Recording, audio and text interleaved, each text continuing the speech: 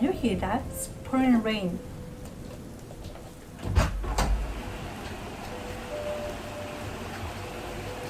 Can you hear that? Oh my god. It's raining so much right now. It makes me so happy.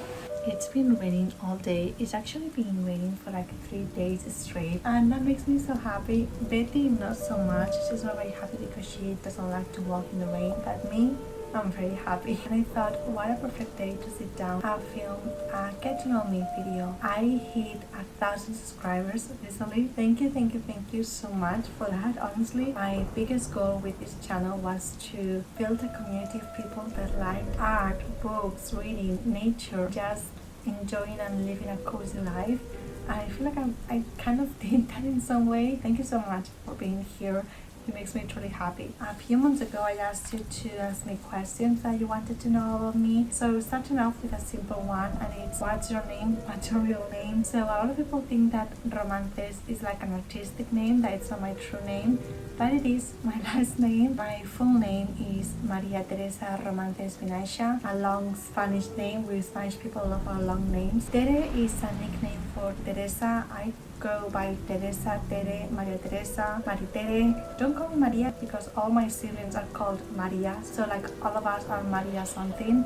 So I'm not just Maria. Maria Teresa, Maritere. People call me Teresa or Tere. I go by both names. I don't really mind. I personally love my name. I think Teresa is a beautiful name. In Spain we use both our parents' last names. I love that because then you don't lose a family's name. I really like my name, Maria Teresa Romances Vinaixa. I think it's extremely unique. I don't know anyone else that has that name. So yeah, that's my name. What's your favorite book and how did you find your love for reading? My favorite book, there's a lot of them. Let me just go on to my Goodreads and look for my favorite book because I don't remember all of them. The Bell Jar by Sylvia Plath, Valley of the Dolls by Jacqueline Susan, Circe by Madeline Miller, Just Kids by Patti Smith, If We're Villains by Emerald Rio, El Tiempo de Costuras by María Dueñas, No More People by Say Rooney, Monte Carlos by Charlotte Gordon, El Príncipe de la Niebla by Carlos Ruiz Zafón, and Hengsterman by Shirley Jackson. So those are the books I've added on my Goodreads favorite shelf.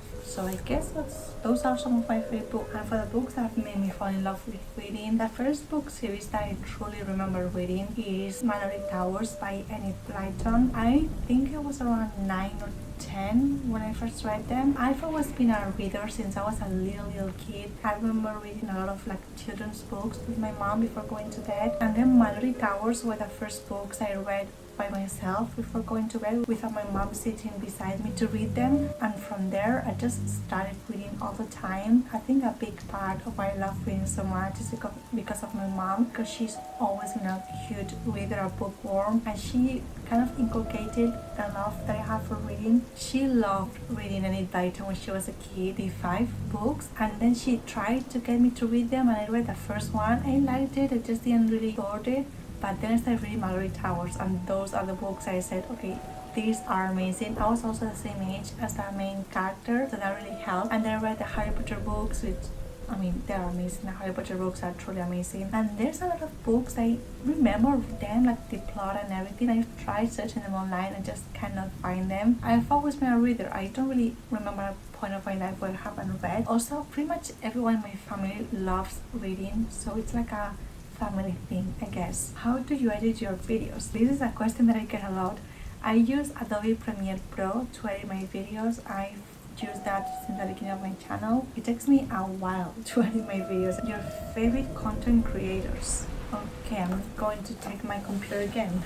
So when it comes to content, I only watch YouTube and Instagram. So for YouTube, Further Through Fiction, but she recently said that she's going to start making videos. I still hope that she will come back someday. Dakota Warren, Darlene Leslie, she's amazing. She has the most beautiful and cozy videos. I also like watching Isabella Juliana, Catherine Caras, Katie's Reading, Life Worth Reading, obviously, Luna Montana, Paula as well, Dara Caroli, Steph Borrell as well. Borrell? That's not her last name. It is the C, the Orcardry. I really suck at pronouncing things today. I don't know what's wrong with me. Pat Cara, Rani Bransby. I've been following her since God, I think 2014. It's been such a long time. I think I don't follow anyone that I used to follow in 2014 except Rani. But I think she's the person that I followed the longest. Itiara Aguilera, Dracul El, Paula, which is she has a weird username. Affleck Through Fiction, Doreen Brawl, I'm Paints, Sarah Caroli, Dakota Warren, Steph. I recently found Helen Mire and her fiance. They make such cute videos, but I've only recently followed them, so they're like an all-time favorite. Yeah, I think those are all. How and when did you adopt Betty?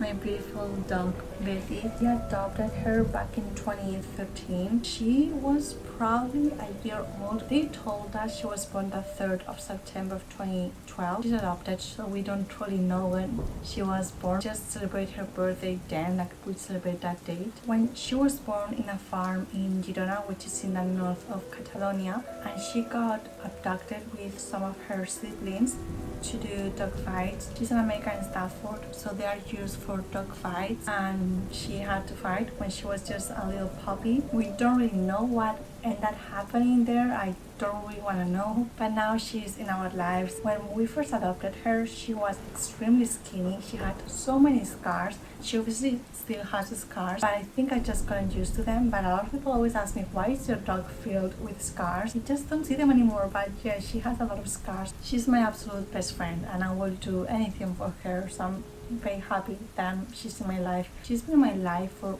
more than half of my life. Like, I know more of my life with her than without her, which is crazy, but she has to live eternally, otherwise I'm going to have the biggest mental breakdown.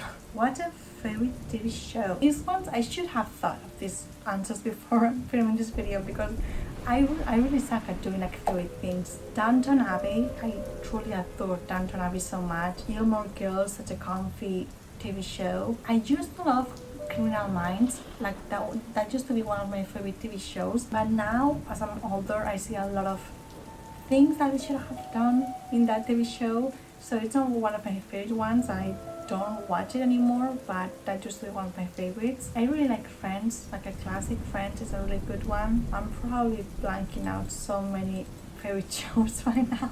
When I was a teenager, I really used to like The Vampire Diaries and Pretty Little Liars. And the last question that I'm going to answer is my experience growing up in Opus Dei. This is a question that I get asked a lot ever since I started my channel. So in case you don't know, Opus Dei is a Catholic organization that pretty much everyone that I meet calls it a cult, a sect. Obviously, growing up in Opus Dei, I never even thought about it like being called. For example, where I work right now, when I told them that I was part of Opus Dei, they all asked me so many questions about it, and till this day they still say that I was part of a cult. The reason why I was part of Opus Dei since I was a baby is because one of my family members was part of Opus Dei. Hello, Editing Tere here. I've decided to delete the portion where I talked about my experience growing up in Opus Dei and the activities that I did as a young girl there and everything related to that, because first of all, I'm extremely uncomfortable talking about my religious traumas, the things that happened while I was part of Opus Dei and the things that they did to me. But one question I'm going to answer, because so many people asked me this one, why I left Opus Dei. I didn't really leave.